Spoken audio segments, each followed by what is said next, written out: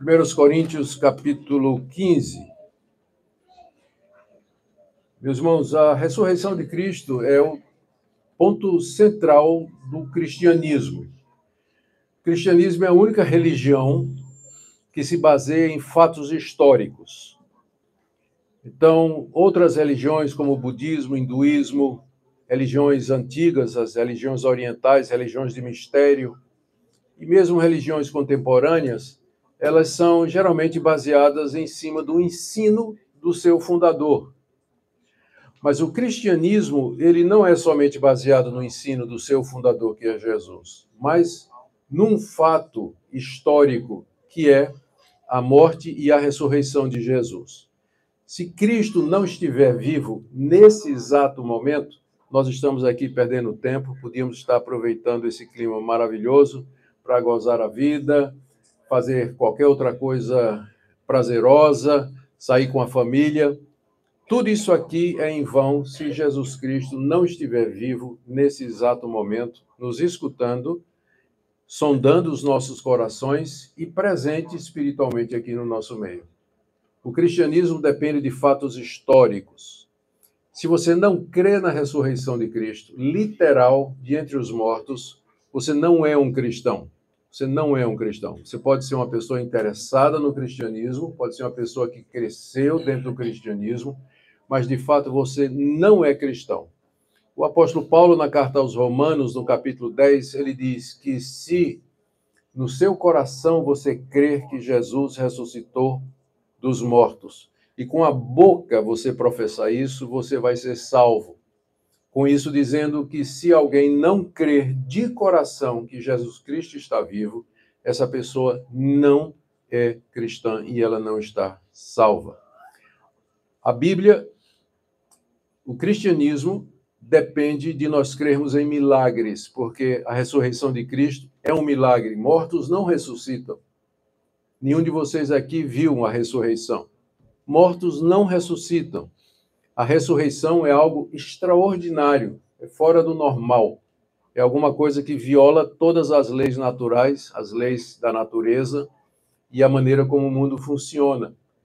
Se você não crer em milagres, num Deus que é capaz de overrule, I don't know the word in português. Se você não crê que Deus pode anular as leis que ele próprio estabeleceu, e entre elas essa lei de que uma vez morto, morto para sempre, então nem cristão você pode ser. Você tem que crer na criação do mundo, você tem que crer no chamado de Abraão, você tem que crer no chamado de Davi, você tem que crer que Deus abriu o Mar Vermelho, você tem que crer que Jesus Cristo realizou todos aqueles milagres, e você tem que crer que ele vive hoje. Então o cristianismo exige fé dos seus participantes, dos seus aderentes, e sem você crer de todo o coração que existe um Deus que faz milagres, e o principal milagre que ele fez foi a ressurreição de Jesus Cristo, então volto a dizer, nem cristão você pode ser. Por incrível que pareça, na igreja de Corinto havia um grupo que não cria na ressurreição de mortos. Não cria. A igreja de Corinto é uma igreja muito complicada. É a igreja mais complicada do Novo Testamento. E foi fundada por Paulo, hein? Então, note que nem sempre a culpa de uma igreja ser complicada é o fundador. Porque eles tiveram o maior de todos os pregadores e o melhor de todos os apóstolos, de todos os missionários, que era o apóstolo Paulo. Mas em menos de 5 anos a igreja havia se desviado de muita coisa. Eles estavam brigando, criaram grupos dentro da igreja sobre quem era o melhor pregador, Paulo, Pedro, Apolo, e tinha um grupo que dizia que era de Cristo, que não seguia a liderança de ninguém. Brigavam sobre comida sacrificada ao ídolo, pode ou não pode. Brigavam sobre o que é melhor, ficar solteiro ou ficar casado. Tinha um membro da igreja que vivia imoralmente com a mulher do seu pai, ninguém fazia absolutamente nada. Outro membro da igreja estava processando outro membro da igreja sobre questões financeiras, lavando roupa em público, não é? Quando roupa suja tem que lavar em casa. Havia no culto, era a maior confusão, todo mundo falando em línguas ao mesmo tempo, não tinha interpretação, ninguém entendia absolutamente nada. Paulo tem que dar um freio de arrumação nisso, capítulo 14 da primeira carta.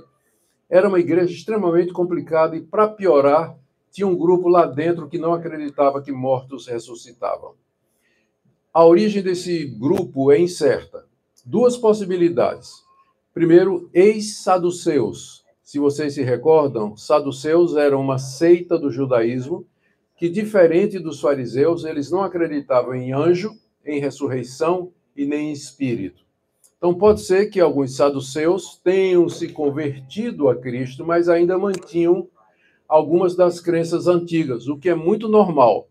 Novos convertidos levam um tempo até mudar o pensamento com relação a uma série de coisas.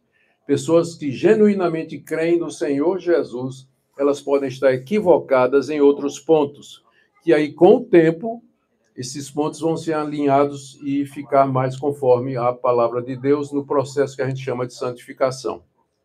Então, podia ser que esse grupo era composto de ex-fariseus.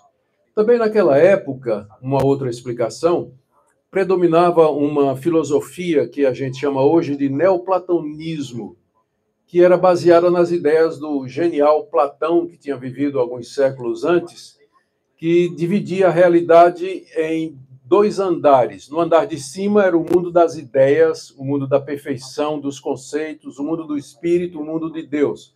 E no andar de baixo você tinha um mundo material, tangível, palpável, que era um reflexo torcido, imperfeito do ideal que estava lá em cima. Por exemplo, esse púlpito aqui, ele é uma expressão material imperfeita do púlpito ideal que existe no mundo das ideias. Então, o que é de cima não se mistura com o que é de baixo. Deus está lá no céu, no mundo das ideias, no mundo da perfeição. Por que é que ele haveria de ressuscitar cadáveres? Qual o interesse de Deus em corpos, já que Deus está no andar de cima? Então, essa ideia dualista predominou durante alguns séculos na igreja principiante, na igreja apostólica, impedindo alguns de crer que Cristo tinha encarnado. Por que Deus tomaria um corpo humano? Achando que o casamento era uma coisa inferior, porque no casamento você tem troca de corpos, né? Você se envolve fisicamente, e isso seria... Então, ser espiritual seria mais... Ser solteiro seria mais espiritual do que ser casado. Isso vai dar origem aos mosteiros na Idade Média, porque esse neoplatonismo prevaleceu. Então, é possível que lá na igreja de Corinto tenha tido pessoas que disseram assim: não pode... Por que haveria ressurreição de mortos? Cristo veio salvar nossa alma. Né? Por que não tem ressurreição de mortos? Nós não precisamos de ressurreição de mortos. O corpo é irrelevante. O apóstolo Paulo, então, escreve a primeira carta aos Coríntios exatamente para mostrar para eles a necessidade e a importância da ressurreição e para dizer para eles que negar a possibilidade da ressurreição futura dos mortos é a mesma coisa de negar a ressurreição passada de Cristo. As duas coisas estão ligadas. E com isso ele quer demonstrar que esse grupo, se não mudar de opinião, certamente eles não faziam parte do povo de Deus. Então, hoje eu quero ver com vocês, então, em primeiro lugar, a importância da ressurreição. Segundo, as evidências que Paulo traz para provar que Cristo ressuscitou dos mortos. E terceiro, as implicações de nós não crermos na ressurreição, ou as implicações de nós crermos na ressurreição. E no final, vamos fazer algumas aplicações aqui para nós, sempre pedindo que Deus sonde o nosso coração, que Deus nos examine, porque é muito fácil a gente se iludir em termos de fé. Tem pessoas que pensam genuinamente que estão certas, mas, na verdade, elas estão equivocadas. A Bíblia é nossa regra de fé e prática, e é por ela que a gente julga as ideias e as convicções, a começar de nós, a começar de mim, a começar de você. Então, vamos lá, 1 Coríntios 15, só um minuto.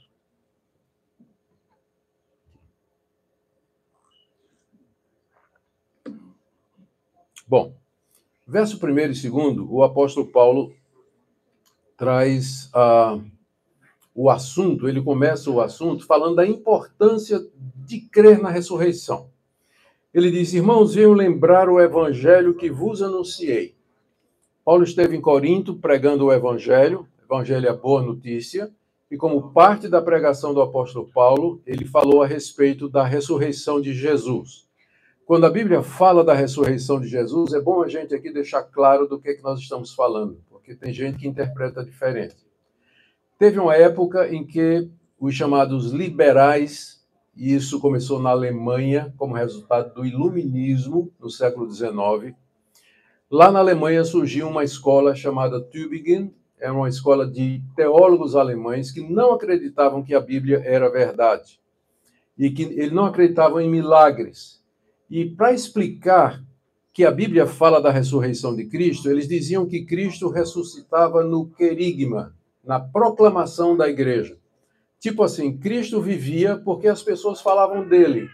Então a ressurreição de Cristo era a explicação que foi dada para a morte dele, que parecia um desperdício.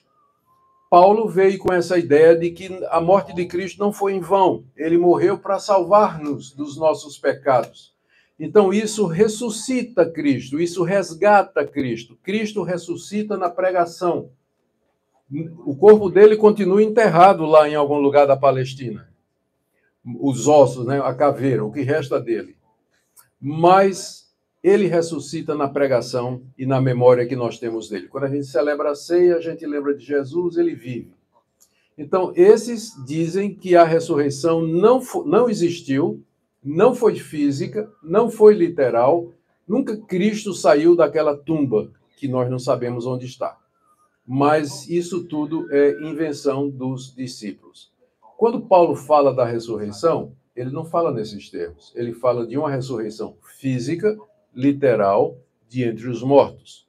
Que Cristo, depois de ter sido morto, 3 dias depois, ele sai da sepultura vivo, com o mesmo corpo em que ele morreu, só que glorificado. Como é que a gente sabe que é o mesmo corpo? Tomé, olha as marcas na minha mão, olha a ferida aqui ao lado.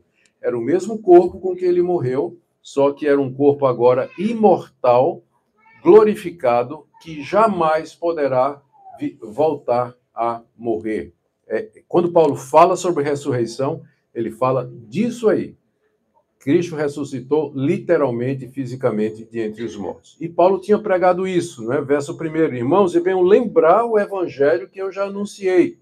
Aí ele continua, o qual recebestes e no qual ainda perseverais. Os coríntios creram em Paulo, creram naquilo que Paulo estava dizendo, que Jesus tinha morrido pelos pecados, mas que ele estava vivo depois de ter ficado sob o poder da morte durante 3 dias. Ele ressuscita num domingo de manhã, um domingo como esse que nós estamos aqui. E eles ainda perseveravam nisso, apesar de ter um grupo lá dentro que estava negando a ressurreição, mas a maioria da igreja ainda cria na ressurreição literal de Cristo. E aí Paulo fala da importância disso. Olha, o verso 2. Por ele também sois salvos. O ele aqui é o evangelho que ele tinha pregado. Por esse evangelho que eu preguei, vocês são salvos. Ou seja, a salvação vem mediante a fé na pregação dos apóstolos de que Jesus Cristo ressuscitou dentre os mortos. Para que alguém seja salvo, ele precisa ouvir isso. Ele precisa ouvir isso, ele precisa crer no coração, abraçar essa verdade para que ele tenha perdão de pecados. Por ele também sois salvos. Agora veja, se retiverdes a palavra tal como eu vou-la preguei. Vocês são salvos se vocês retiverem o evangelho do jeitinho que eu preguei. Então veja, é interessante que já a essa altura, estamos falando aqui do ano 55 depois de Cristo, já havia o conceito de que o evangelho era uma doutrina completa e fechada. Ela não estava aberta a novas adições. Não suportava novas revelações. Mas o essencial e o cerne do evangelho já tinha sido proclamado em meados do da primeira metade do primeiro século, a ponto de Paulo dizer: vocês são salvos se vocês mantiverem o evangelho do jeito que eu preguei para vocês. Se vocês aumentarem esse evangelho, se vocês botarem novas revelações, se vocês trouxerem outras doutrinas além daquela que eu preguei, vocês estão perdidos. Vocês têm que segurar, manter e permanecer naquilo que eu ensinei. É por isso que nós não cremos em novas revelações. Por isso que nós cremos que tudo que Deus quer nos dizer para a salvação, Ele já disse. Está aqui registrado nesse livro. Por isso que a gente não acrescenta, não tira.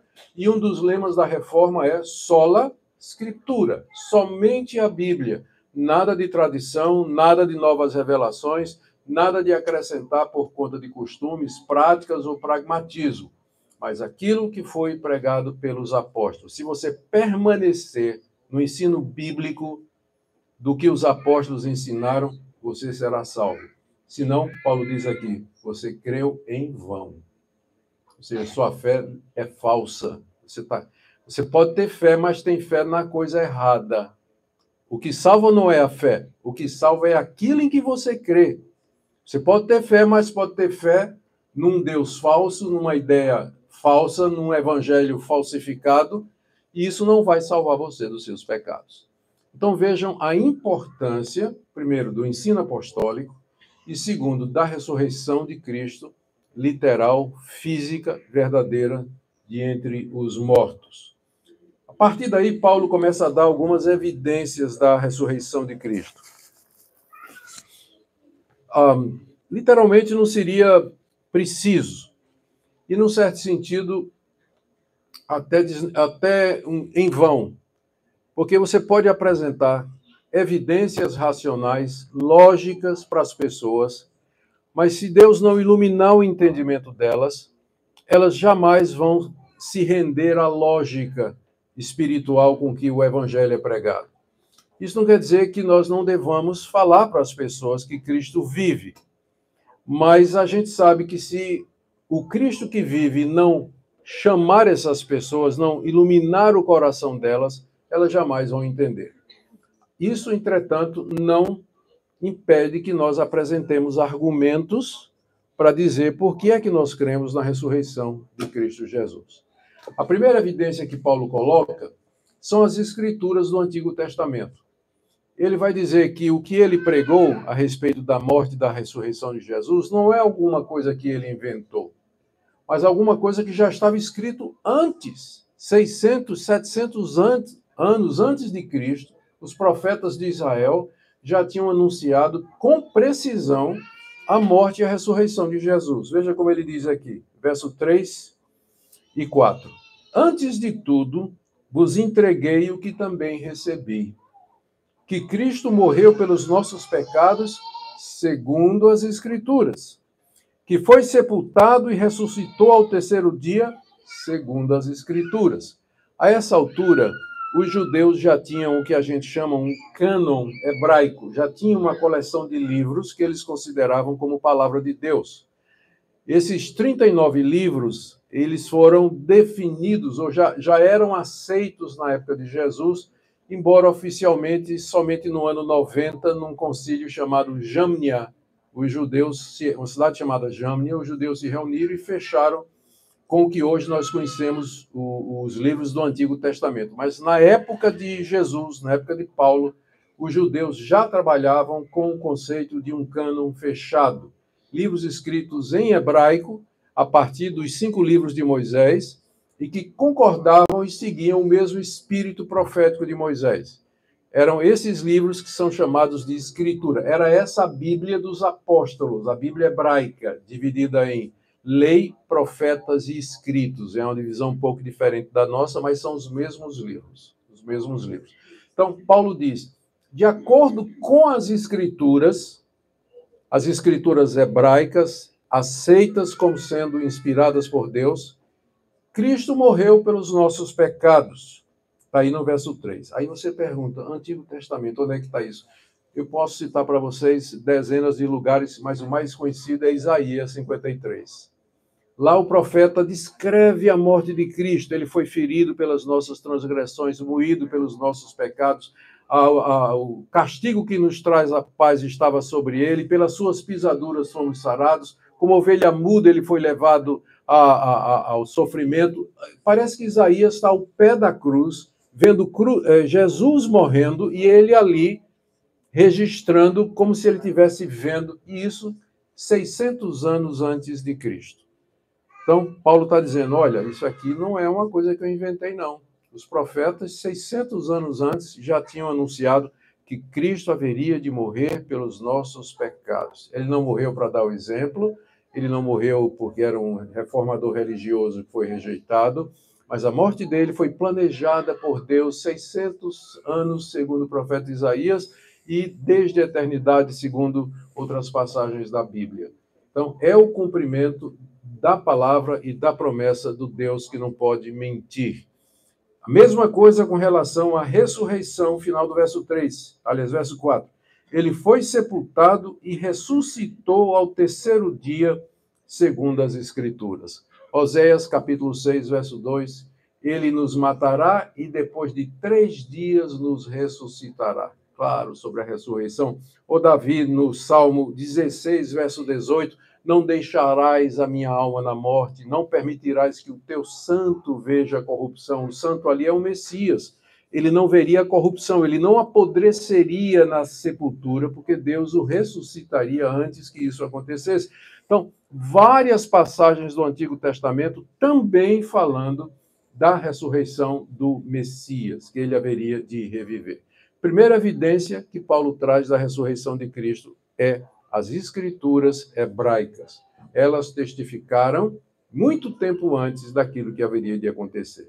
Segunda evidência de Paulo, o testemunho ocular de pessoas que conheciam a Cristo, estiveram com Cristo, viram a sua morte e depois estiveram com ele quando eles estavam vivos. Aqui, ó, no verso 5 em diante.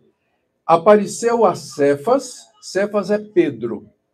Então, depois da morte de Cristo, depois da sua ressurreição, ele apareceu de maneira particular a Cefas, que é Pedro, provavelmente para redimi-lo da negação, não é? Ele negou Cristo 3 vezes, Cristo, depois de ressurreto, aparece a ele em particular para restaurar o apóstolo Pedro. Depois apareceu aos 12. Os 12 apóstolos viram e estiveram e comeram com Cristo, pelo menos 2 vezes, segundo o Evangelho de João.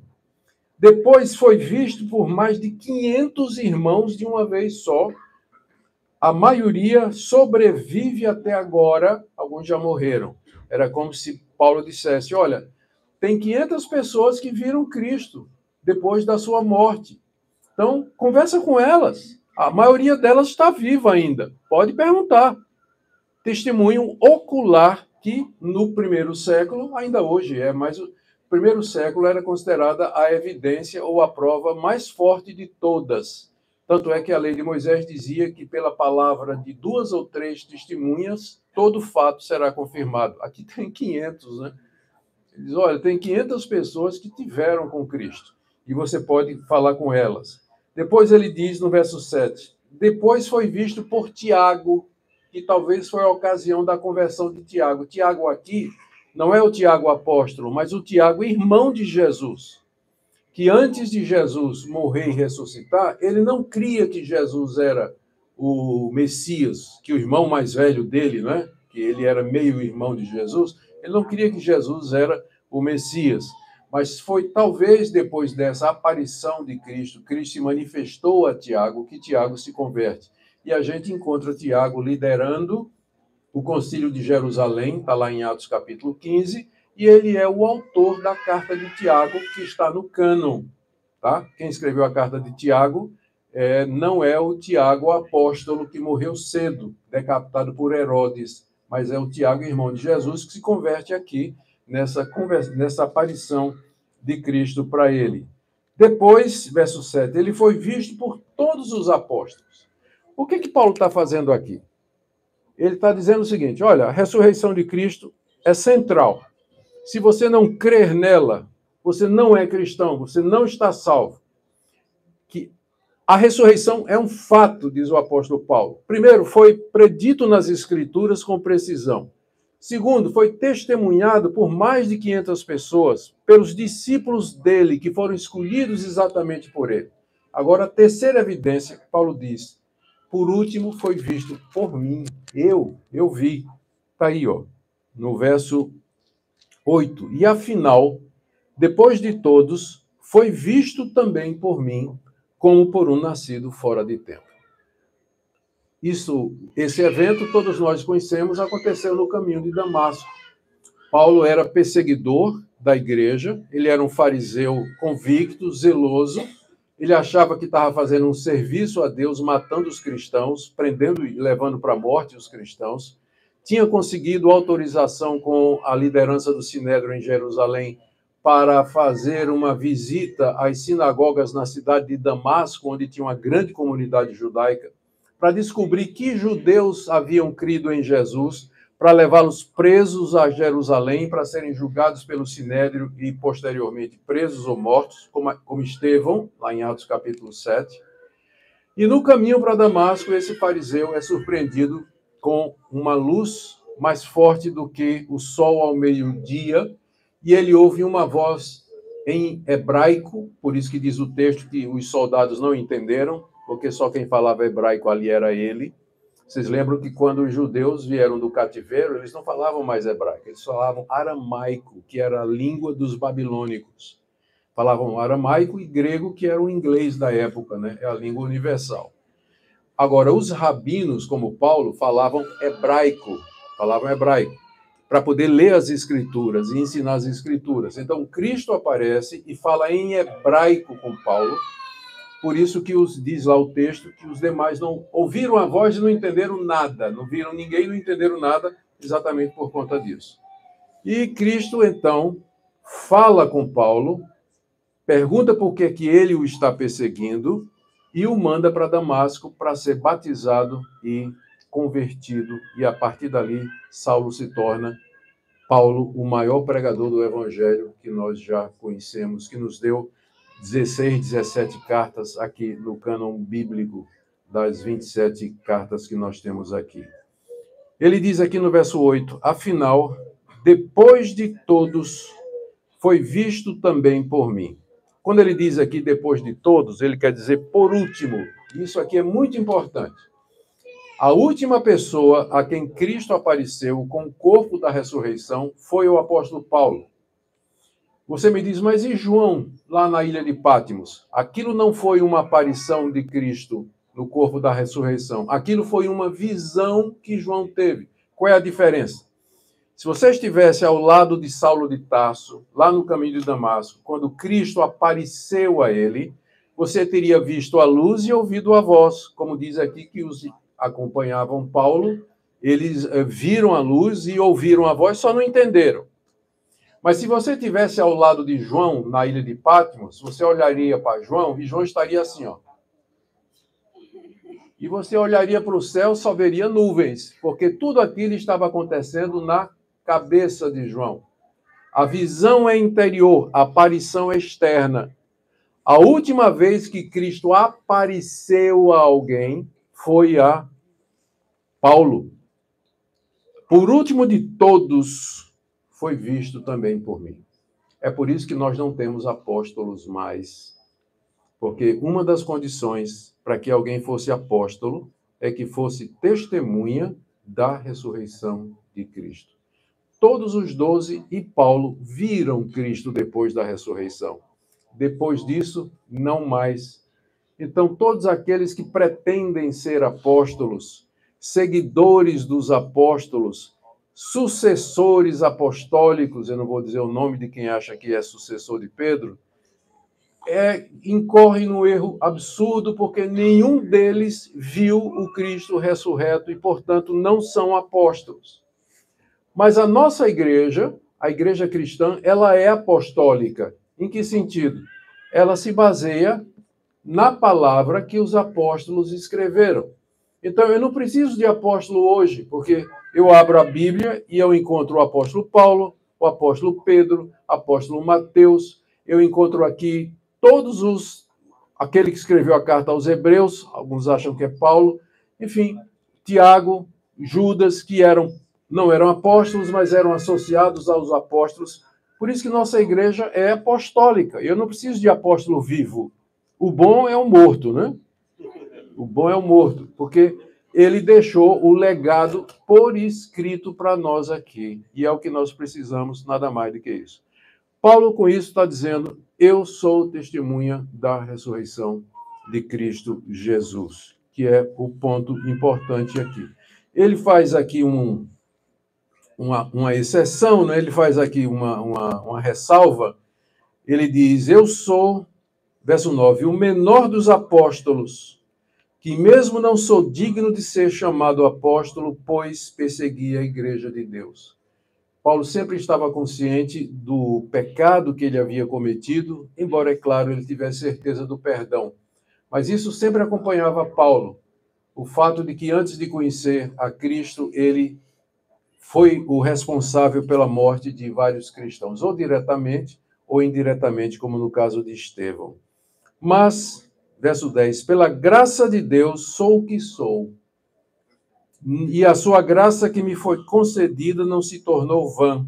Antes trabalhei muito mais do que todos eles, todavia não eu, mas a graça de Deus para comigo. Aqui Paulo está fazendo isso porque ele está se colocando no mesmo nível dos apóstolos de Cristo.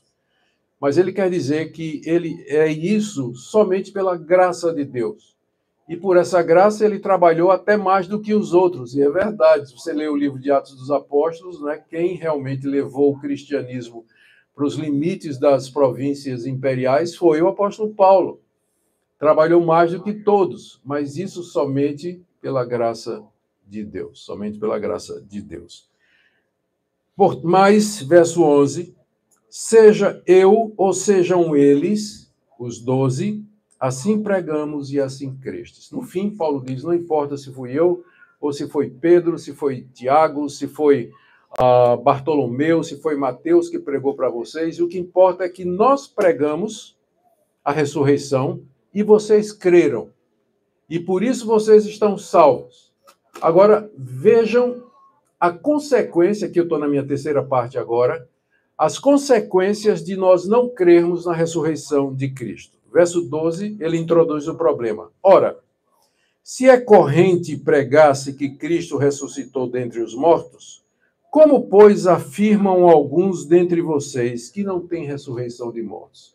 Ele, então, primeiro ele preparou o caminho e agora ele chegou e deu a facada no coração, né? Ele aqui estava preparando o ambiente para dar a repreensão que ele queria dar. Dizendo, olha, se vocês creram, se nós pregamos, não importa se fui eu ou se foram os 12 que pregaram para vocês, vocês creram, como é que no meio de vocês tem um grupo que não acredita em ressurreição de mortos? Se é o que a gente prega, se é isso que o cristianismo acredita, como é que dentro de vocês, na igreja, tem um grupo que não crê nisso? E aí ele começa a desenvolver as implicações disso aí. Primeiro, verso 13. Se não há ressurreição de mortos, então Cristo não ressuscitou.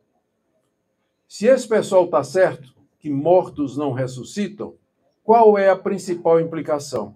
Cristo não ressuscitou. Então, é isso que vocês realmente creem? Vocês têm que crer que mortos ressuscitam, ou que mortos irão ressuscitar. Porque se mortos não ressuscitam, se morreu, acabou. Se morreu, nunca mais vai voltar a essa terra. Então, Cristo está debaixo da mesma regra. Se não há ressurreição de mortos, também a ressurreição de Cristo é fake. Ela não existiu.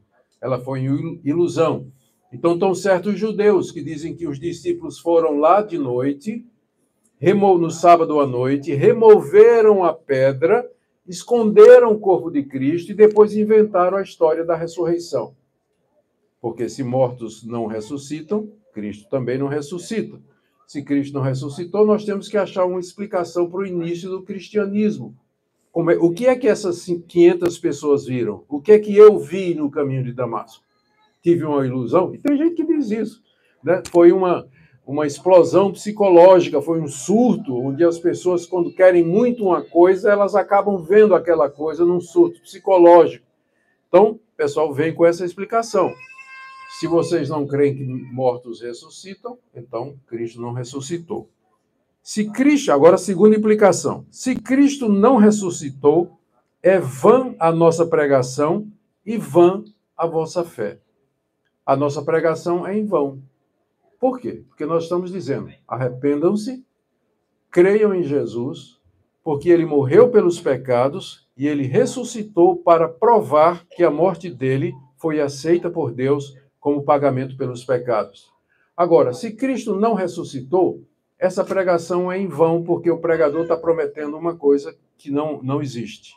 Ele está falando de vida eterna quando não tem vida eterna, uma vez que, para isso, Cristo teria que ter ressuscitado.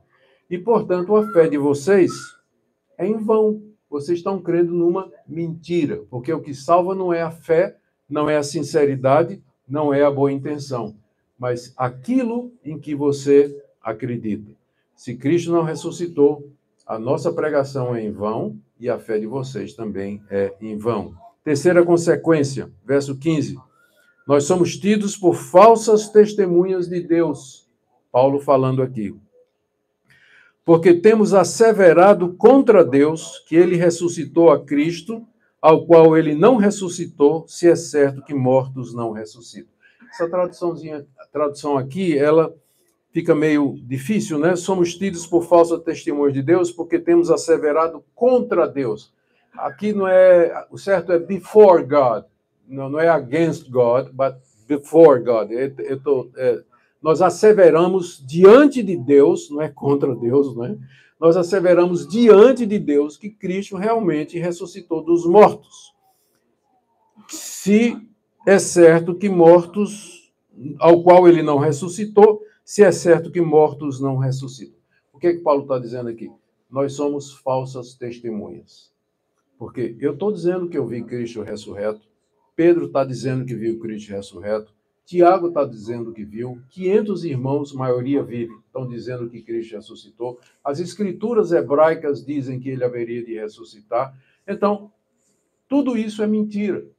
O cristianismo é uma grande farsa se Cristo, de fato, não ressuscitou dos mortos e vocês estão aqui perdendo o tempo de vocês. Antes disso aí, pode pegar o dinheiro da contribuição de volta. Porque é em vão. Totalmente em vão. Totalmente em vão. O cristianismo, como eu disse no início, é a única religião que depende de fatos históricos. Depende de fatos acontecidos e não apenas das ideias e dos ensinamentos do seu fundador, como é o budismo. Não importa se Buda está vivo, se está morto, não vai fazer diferença. O budismo é baseado nos ensinamentos de Buda. Não importa a situação dele. O cristianismo, não. O cristianismo se ergue ou cai em cima da ressurreição de Cristo, se ele ressuscitou ou não. Por isso, os apóstolos são considerados falsas testemunhas, porque eles foram os primeiros a vir com essa explicação para o túmulo vazio. Quando as mulheres chegaram lá e o túmulo estava vazio, quando espalhou-se a história que o túmulo estava vazio, a resposta dos apóstolos foi: porque ele está vivo, porque ele ressuscitou. Os judeus disseram: não, vocês enganaram e esconderam o corpo. Agora, imagine, né? Não sei vocês, mas eu não morreria por uma mentira. Se eu tivesse escondido o corpo de Jesus e começado a história de que ele ressuscitou dos mortos, por isso que a sepultura está vazia, e eu fosse levado diante de um esquadrão da morte, né, armado, pronto para me matar, se eu continuasse afirmando isso, eu negaria na hora, eu diria: não, a gente inventou isso aí, realmente a gente inventou. Mas todos os primeiros cristãos morreram por isso. Eles preferiram morrer a desfazer aquilo que eles vinham dizendo, que Cristo estava vivo. Todos eles foram martirizados, muitos foram martirizados, exatamente porque eles não arredaram pé daquilo que era a convicção mais profunda da alma deles, que Cristo, de fato, tinha ressuscitado dos mortos. Se ele não ressuscitou, falsas testemunhas. Aqui, verso 17, a quarta consequência. Se Cristo não ressuscitou, é vã a vossa fé, e ainda permaneceis nos vossos pecados. Vocês são todos pecadores, como eu sou também. Nós pecamos, pensamentos, palavras e atos. Pecado é a transgressão da lei de Deus. A lei de Deus está expressa nos 10 mandamentos, resumidamente. Não ter outros deuses, não fazer imagens, não tomar o nome de Deus em vão, guardar o dia de descanso, honrar pai e mãe, não matar, não adulterar, não dar falso testemunho, não roubar e não cobiçar nada absolutamente das outras pessoas. Nenhum de vocês guarda isso perfeitamente. Eu não guardo, vocês não guardam. Vocês quebram a lei de Deus, como eu quebro também. Vocês são culpados diante de Deus, como eu sou também. Vocês de Deus só merecem a ira e o castigo, como eu também. Por isso, nunca peça a Deus para Deus lhe dar o que é direito seu, porque senão você vai descer para o inferno de cabeça para baixo. Hoje, é só o que você merece de Deus, é a ira dele e o castigo dele. É só isso que você merece. Somos todos pecadores. Qual é a minha esperança? A minha esperança é: Deus, eu não consigo guardar a tua lei. Eu não consigo fazer certo aquilo que o Senhor diz que é certo. Então, se o Senhor não me perdoar, se o Senhor não me salvar, se o Senhor não me receber como eu sou e me justificar dos meus pecados, eu vou para o inferno quando eu morrer. E a resposta de Deus é Cristo morto e ressurreto pelos meus pecados. Meus pecados pagos por Jesus, meu sofrimento levado por ele, a minha culpa satisfeita na cruz pelo que ele fez e validado, isso é importante a palavra aqui, e tudo isso foi validado pela ressurreição, porque se Cristo não ressuscitou, o que ele fez, o que aconteceu naquela cruz foi a morte de um pecador como qualquer outro. A ressurreição mostra que aquele que morreu na cruz era o Filho de Deus, perfeito, sem pecado. Por isso que a ressurreição é importante. E sem ressurreição não tem pagamento de pecado, não tem remissão de pecado. Por isso que se Cristo não ressuscitou, vocês ainda estão nos pecados de vocês. Significa que vocês vão morrer e o pecado de vocês está na cabeça de vocês e vocês vão pagar o pecado de vocês sofrendo eternamente no inferno. Porque essa é outra opção, é a única opção. Ou Cristo pagou meus pecados na cruz, ou eu vou pagar meus pecados no inferno. Aqui não tem meio termo, aqui não tem purgatório, aqui não tem second chances, aqui não tem absolutamente nada disso. Preto no branco. E a solução que Paulo diz aqui, e o que Paulo está dizendo aqui, é exatamente isso aqui, ó. Se Cristo não ressuscitou, é vã a vossa fé e ainda permaneceis nos vossos pecados. Oh, que pensamento tremendo de que os meus pecados estão sobre mim. Se eu tiver que responder a Deus pelos meus pecados, eu não tenho a menor chance. E eu desconfio que você não tem também. Você não tem a menor chance. Ou Cristo me salva, ou eu serei condenado, porque eu não tenho como salvar-me, não tenho como. Por isso que é importante a ressurreição. E ainda mais, a quinta consequência no verso 18, os que dormiram em Cristo pereceram. Quando a Bíblia fala da morte como sono, não quer dizer que a alma fica dormindo até o dia da ressurreição, como alguns pensam. É porque, uma vez que nós vamos ressuscitar, para nós a morte é como sono. A gente cai no sono, mas acorda. A ressurreição é a mesma coisa. Nós vamos ser assim, nós vamos morrer, mas vamos reviver. Por isso que a Bíblia se refere à morte do crente como sono. Não é porque depois da morte vai ficar inconsciente, não. Depois que você morre, você vai estar perfeitamente consciente, lembrado de tudo que aconteceu, e sabendo exatamente onde você está e por que você está. Todas as lembranças presentes, porque eu digo isso. A palavra de Deus dá vários exemplos disso aí. Né? O mais conhecido é a história do rico e Lázaro. Paulo dizendo que melhor é partir e estar com Cristo, que é muito melhor. Jesus descrevendo o reino de Deus como sendo um banquete com Abraão, Isaque, Jacó e todos aqueles que vierem também. Agora, imagine se Deus apagasse minha memória depois que eu morresse, né? Eu ia chegar lá no céu, Jesus vinha ao meu encontro e eu dizia, quem? Quem é você? Né? Eu sou Jesus, eu não me lembro. O que eu estou fazendo aqui? Eu morri por você. Ah, não estava sabendo dessa história, né? Vocês acham que Deus vai apagar a nossa memória depois da morte? De jeito nenhum. Então, nós temos essa convicção que os que dormiram em Cristo pereceram se Cristo não ressuscitou dos mortos. Eu tinha uma avó muito crente, ela, uma espécie de matriarca da família, orientou todos os filhos e netos no caminho do Senhor, e ela morreu crente, louvando a Deus, dando graças a Deus pela fé em Cristo Jesus. Se Cristo não ressuscitou, ela está no inferno. Quando ela abriu os olhos depois da morte, ela pensou que estaria no céu, mas não. Ela está em trevas e em sofrimento. Todos aqueles crentes que morreram, crendo na ressurreição dos mortos, se Cristo não ressuscitou, eles morreram iludidos. Todos os que dormiram em Cristo se perderam. E por último, Paulo diz: se a nossa esperança em Cristo se limita apenas a essa vida, somos os mais infelizes de todos os homens. Por quê? Eu disse aqui para vocês, quando eu estava conversando com as crianças, que depois dos 16 anos de idade, eu fui para o mundo, queria conhecer o que o mundo tinha para oferecer. Aliás, vim para cá, para esse país, aos 17 anos, fui para o Wyoming, né?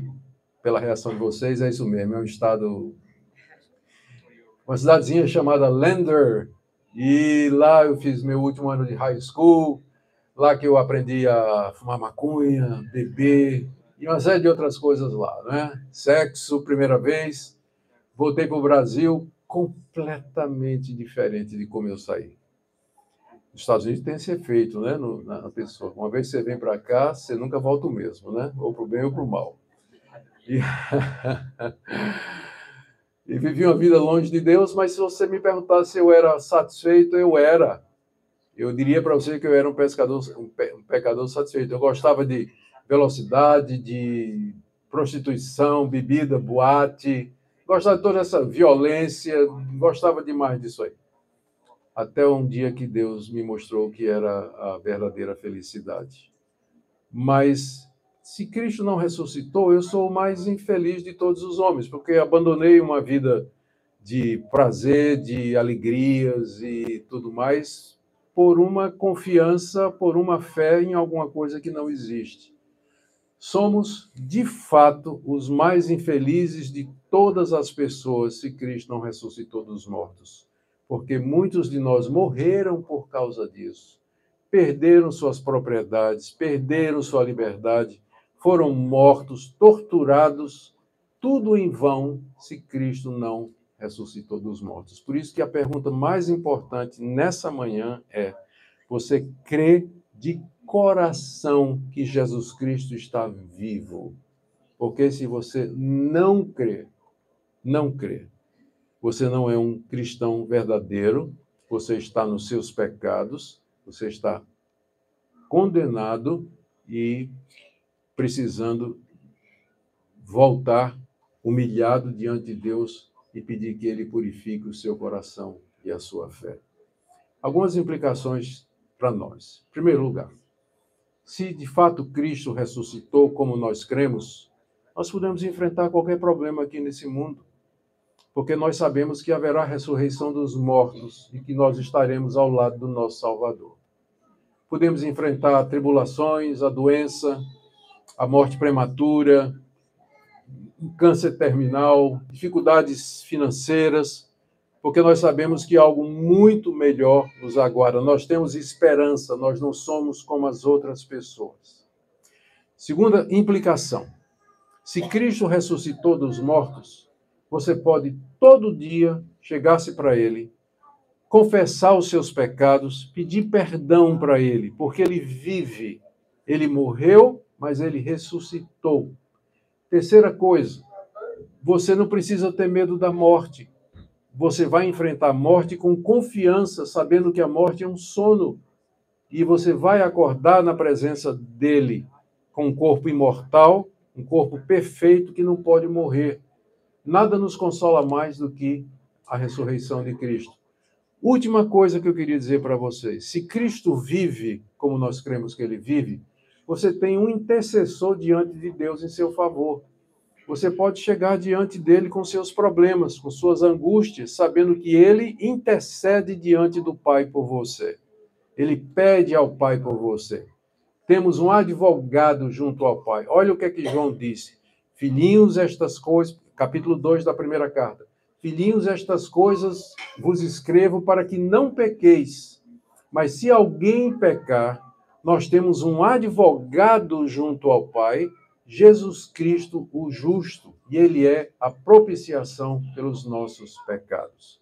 Porque ele vive, você pode saber que Deus lhe perdoa, que Deus lhe aceita, que Deus lhe justifica, lhe recebe como filho e lhe dará a vida eterna nesse mundo novo que Cristo está criando, onde nós viveremos com ele.